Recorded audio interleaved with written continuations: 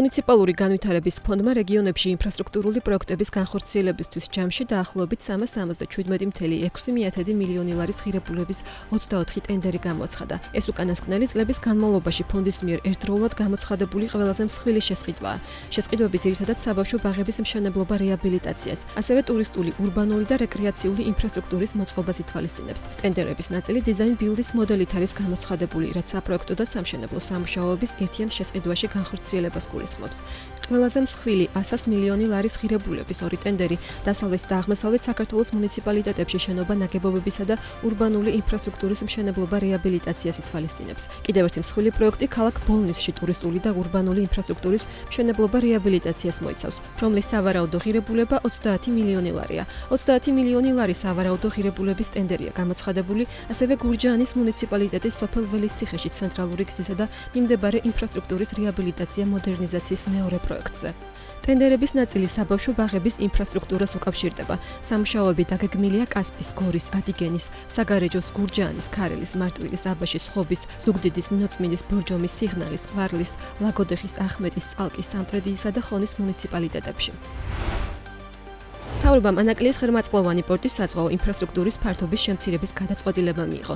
ამის შესახებ ეკონომიკის სამინისტროს დაქვემდებარებული შეფასი ანაკლიის საზღვაო ნავსადგურის მიერ გარემოს ეროვნულ სააგენტოში წარდგენილი განახლებული გეზეშე დოკუმენტაციიდან ხდება ცნობილი. დოკუმენტის მიხედვით 2025 წელს დამტკიცებულ პროექტთან შედარებით პორტის ფსკერ-დაღრმავებითი სამუშაოების მოცულობა, ასევე საზღვაო ინფრასტრუქტურის ფართობი და მისასვლელი არხის სიგრძე და სიღრმე შემცირდება. პორტის მისასვლელი არხის მოსაბრუნებელი ადგილის და ტალღმტეხელის საერთო ფართობი 103,1 ჰექტარიდან 105 ჰექტრამდე მცირდება. ყველაზე მნიშვნელოვანი ცვლილება ფსკერ-დაღრმავებით სამუშაოებს ეხება.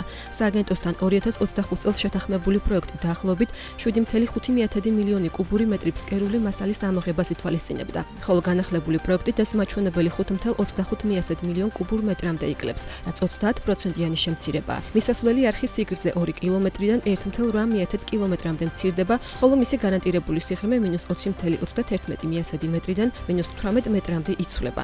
ანგარიში განმარტებულია, რომ პარამეტრების ცვლილება საპროექტო და საოპერაციო მაჩვენებლების, ასევე დაზუსტებული ჰიდროლოგიური, გეოლოგიური და ბათიმეტრიული მონაცემების საფუძველზე განხორციელდა. ამასთან დოკუმენტის მიხედვით პირველი ფაზის ფარგლებში კვლავ გათვალისწინებულია 10,600 ტეუ თვითამწეობის საკონტეინერო გემების მომსახურება.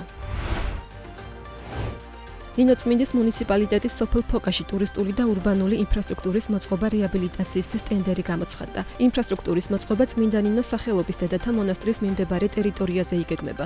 მუნიციპალური განვითარების ფონდის მიერ გამოცხადებული შესყიდვა მოიცავს როგორც საპროექტო დოკუმენტაციის მომზადებას, ისე ამ დოკუმენტაციის საფუძველზე სამშენებლო სარეაბილიტაციო სამუშაოების შესრულებას. პროექტის ფარგლებში რეაბილიტაცია ჩაუტარდება ფარავნის ტბის სანაპიროზე არსებულ ღია სანათლავს და მისასვლელ ინფრასტრუქტურას. ასევე დაგეგმილია მდინარე ფარავნის სათავე ნაგებობებისა და მიმდებარე ტერიტორიის კეთილმოწყობა, არსებული ხიდის რეკონსტრუქცია და სანიტარული კვანძების განახლება, წყალმომარაგების სისტემის მოწესრიგება. მუნიციპალური განვითარების ფონდის განცხადებით, პროექტის მიზანია ფოკაში ტურისტული ინფრასტრუქტურის განვითარება და ვიზიტორებისა და მომლოცველებისთვის შესაბამისი პირობების შექმნა. თბილისში იძულებით გადაადგილებული ოჯახებისთვის განკუთვნილი თანამედროვე სტანდარტების შესაბამისი საცხოვრებელი კომპლექსის მშენებლობა დასკვნით ეტაპზეა. ამის შესახებ ინფორმაციას ჯანდაცვის სამინისტრო ავრცელებს. საცხოვრებელი კომპლექსი თბილისში თვალჭრელიძის ქუჩაზე, სავაჭრო ცენტრი ისფოინთის მიმდებარედ შენდება და ის 11 კორპუსს აერთიანებს. საიდანაც 4 კორპუსში სრულად გარემონტებული ბინები დევნილ ოჯახებს გასულ წელს უკვე გადაეცათ. 7 კორპუსში კი იძულებით გადაადგილებული ოჯახების განსახლება უახლოეს მომავალში იგეგმება. პროექტი საერთო ჯამში 2,428 ბინას აერთიანებს და მისი ჯამური ღირებულება 264 მილიონ ლარს შეადგენს. პროექტის ხელშეკრულება სამშენებლო კომპანია ანაკთან 2023 წლის თებერვალში გაფორმდა და მისი ღირებულება 243 მილიონ ლარს შეადგენდა. 2024 წელს კი პროექტის ღირებულება კეთილმოწყობის სამუშაოების გამო 264 მილიონ ლარამდე გაიზარდა. პროექტში სახელმწიფოს ერთი ბინის მშენებლობა 108,865 ლარი უჯდება. პროექტის ფარგლებში კონტრაქტორმა სულ 128,838 კვადრატული მეტრის უძრავი ქონება ააშენა.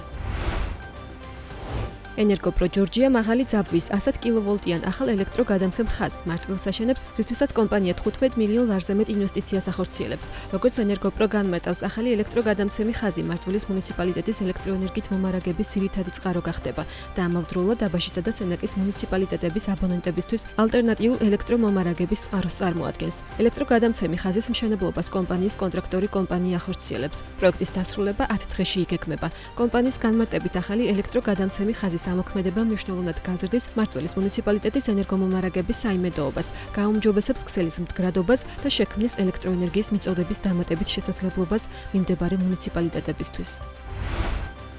ირაკლი ყობახიძის განცხადებით, ეგრეთ წოდებულ Deep State საქართველოსთან დაკავშირებით ახალი გეგმა აქვს, რომელიც ქვეყანაში რუსი ტურისტების ჩამოსვლის აღკვეთასა და რუსეთთან ეკონომიკური ურთიერთობების სრულ შეჩერებას ისახავს მიზნად. მთავრობის ადმინისტრაციაში გამართულ ბრიფინგზე პრემიერმა აღნიშნა, რომ ამ პროცესის საბოლოო ამოცანა საქართველოს ეკონომიკის ჩამოშლა და ქვეყნის სამხედრო კონფლიქტამდე მიყვანაა. ირაკლი ყობახიძე ამბობს, რომ საზოგადოებებს შორის ურთიერთობებისა და მშვიდობიანი თანაცხოვრების შენარჩუნება ნებისმიერ პოლიტიკურ კონიუნქტურაზე მნიშვნელოვანია, რათა არ დაზიანდეს ხალხებს შორის არსებული კავშირები. რუსოფობიური კამპანია სამჯერ გააღვივეს, ვერ გააღვივეს, მაგრამ სადეს ამ ყველაფრის გაღვივება, იმიტომ ვერ გააღვივეს, რომ ქართული კულტურისთვის უცხოა. რუსოფობია, ისე როგორც ზოგადად ქსენოფობია. რა არის მტრების მიზანი და საქართველოში უცხოური აგენტურის მიზანი. რომ ამ კამპანიის ხარჯზე მიაღწიონ მაგალითად ტურისტული ნაკადების შეწყვეტას. საქართველოში ეკონომიკური კავშირების მოშლას და საბოლოო ჯამში დარტყმა მიაყენონ საქართველოს ეკონომიკას.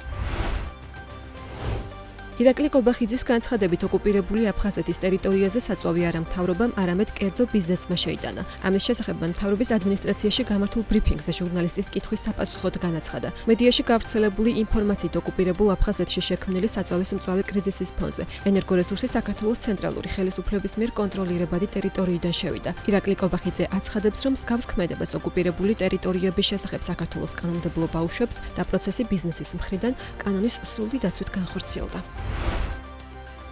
ნავთობპროდუქტების იმპორტიორთა კავშირი საწვავზე ევრო 5 სტანდარტის მოქმედების დროებით შეჩერების ინიციატივით გამოდის.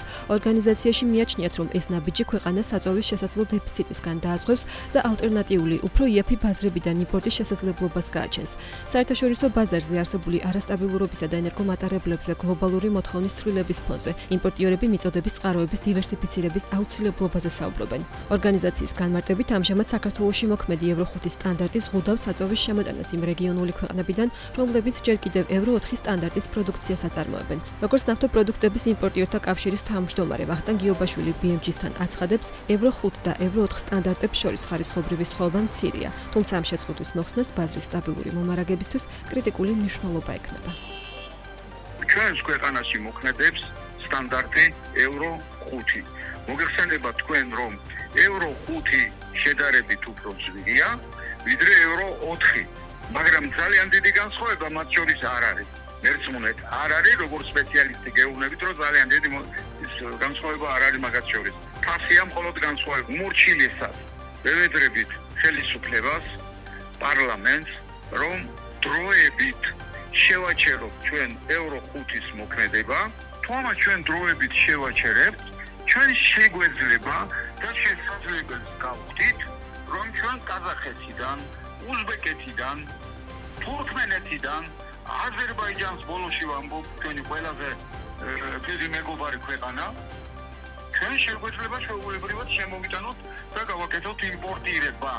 და დღეს ჩვენ ეს არ შეგვიძლია, იმიტომ რომ ეს ქვეყნები არ აწარმოებენ ევრო 5-ს. აი თუ ამას გავაკეთებთ, ჩვენი გეოგრაფიიდან გამომდინარე, ჩვენ არასოდეს არ შეგვექმნება დეფიციტი. იმიტომ რომ არ ავიღებთ ჩრდილოეთიდან, ავიღებთ სამხრეთიდან და ასე შემდეგ და ასე გვაქვს ამის საშუალება. რადგან გვაქვს ამის საშუალება, მივცეთ ჩვენს იმპორტიორ კომპანიებს იმის საშუალება და უფლება, რომ აღნიშნული ქვეყნებიდან ჩვენ შემოვიტანოთ არა ევრო 5 საწვავი. საქართველოს განვითარების ფონდმა, რომელიც 2026 წლის აპრილიდან ლიკვიდაციის რეჟიმშია, საკუთარი აქტივების შეფასებისთვის ტენდერი გამოაცხადა. ეს მოიცავს ფონდის საკუთრებაში არსებული 350,000 კვადრატულ მეტრზე მეტი მიწის ნაკვეთის შეფასებას, ასევე ფონდის საკუთრებაში არსებული 19 ერთეული ავტომობილის ღირებულების დადგენას. ტენდერის ღირებულება 34,000 ლარს შეადგენს და მის ფარგლებში გამარჯვებულმა აუდიტორმა შემფასებელმა კომპანიამ ფონდის აქტივები 2026 წლის 7 სექტემბრამდე უნდა შეაფასოს. ფონდის საკუთრებაში არსებული უძრავი ქონება მოიცავს თბილისის ლოგისტიკის ცენტრს, ლაგოდეხისა და რუხის სავაჭრო ცენტრებს, სტარტაპ საქართველოს და სხვა აქტივებს. საქართველოს განვითარების ფონდი 2026 წლის გაზაფხულზე მიღებული კანონმდებლობის ფარგლებში ლიკვიდირდება. ამ ცვლილებების შედეგად დაფუძნდა ახალი კორპორაცია, საქართველოს განვითარების კორპორაცია, რომელმაც ეკონომიკის სიპის საწარმოო საქართველოშიც ფუნქციები გადაიბარა. ამავე სტრუქტურაში უნდა შევიდეს ის ფუნქციებიც, რომლებსაც წარსულში საპარტნიორო ფონდი, ანუ საქართველოს განვითარების ფონდი ასრულებდა. თბილისის მერიამ რუსთაველის გამზირის კონტრაქტორი Smart Solutions-ი დააჯარიმა. როგორც სახელმწიფო შესყიდვების სააგენტოს ვებგვერდზე გამქვეყნებული საჯარიმო დოკუმენტიდან ირკვევა, მიზეზია ბესიკის ქუჩიდან თავისუფლების მოედნამდე მონაკვეთზე 7 აგვისტოს ჩატარებული მონიტორინგი, რომლითაც დადგინდა, რომ სამუშაოები 24 საათიან რეჟიმში არ მიმდინარეობდა. ამისთვის კომპანიას 1583 ლარის ჯარიმა დაეკისრა. ანალოგიური დარღვევისთვის კომპანიას ჯარიმა 30 და 24 ივლისსაც დაეკისრა. კომპანია Smart Solutions-ი რუსთაველის რეაბილიტაციის სამივე ლოტზე მუშაობს და მასთან გაფორმებული კონტრაქტის ჯამური ღირებულება 19,8 მილიონ ლარს შეადგენს. კომპანიამ სამუშაოები 23 ივლისს დაიწყო და კონტრაქტით მისი დასრულება 100 დღეში 24 საათიან რეჟიმში მუშაობით ევალება. გარდა Smart Solutions-ისა რუსთაველის გამზირზე მუშაობს GVP-ის კონტრაქტორიც, რომელიც ადგილზე წყალმომარაგების და კანალიზაციის მილებს ცვლის. ამისთვის GVP 12,5 მილიონი ლარის ინვესტიციას ახორციელებს. გარდა ამისა, ადგილზე მუშაობს თბილისი ენერჯის კონტრაქტორიც, რომელიც გაზმომარაგების ქსელს ცვლის, რისთვისაც კომპანია 3 მილიონი ლარის ინვესტიციას ახორციელებს. გარდა ამისა, 6 აგვისტოს ცნობილი გახდა, რომ თბილისის მერია პროექტს 7,8 მილიონ ლარს ამატებს, რაც ტროტუარების რეაბილიტაციისთვის ცალკე გამოცხადებულ 2 ტენდერს მოიცავს. აღნიშნულ ტენდერებში კომპანიებს წინადადებების წარდგენა 17 აგვისტომდე შეეძლებათ. Bolti კონკურენციისა და მომხმარებლის დაცვის სააგენტოს გადაწყვეტილებას გაასაჩივრებს. ამის შესახებ კომპანიის განცხადებაშია აღნიშნული, როგორც კომპანიაში აღნიშნავენ, მზად არიან განაგრძონ კონსტრუქციული დიალოგი სააგენტოსთან. შეპს Smartly, რომელიც საქართველოში Bolti-ის ტაქსის მომსახურების პლატფორმის ოპერირებას უზრუნველყოფს, კონკურენციის სააგენტომ 59,871 ლარით დააჯარიმა. მიზეზი სააგენტოს გადაწყვეტილების დადგენილ ვადაში შეუსრულებლობაა.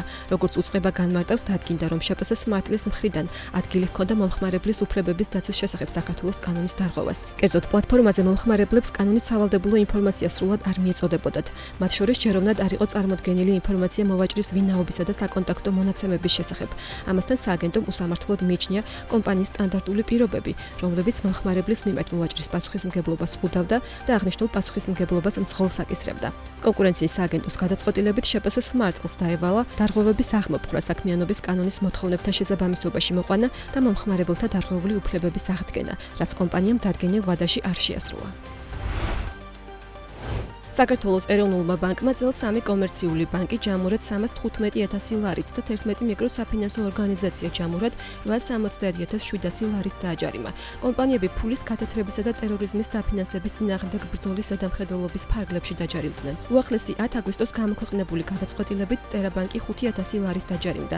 ასევე მიმდინარე წელს კრედობანკი 60,000 ლარით, ხოლო TBC ბანკი 250,000 ლარით დაჯარიმდა. საგულისხმოა, რომ გასულ წელს SEB-მა სულ 4 კომერციული ბანკი დააჯარიმა. რაც შეეხება მიკროსაფინანსო ორგანიზაციებს, უახლესი გადაწყვეტილება 3 აგვისტოთი თარიღდება, როდესაც SEB-მა შეპს მიკროსაფინანსო ორგანიზაცია ცენტრალს 6,000 ლარი დააკისრა. თუმცა მანამდე წლის განმავლობაში კიდევ 9 მიკროსაფინანსო ორგანიზაციაა დაჯარიმებული, რომელთაგან ყველაზე მაღალი ჯარიმა 621,600 ლარი მიკროსაფინანსო ორგანიზაცია ბერმელს წარედგინა.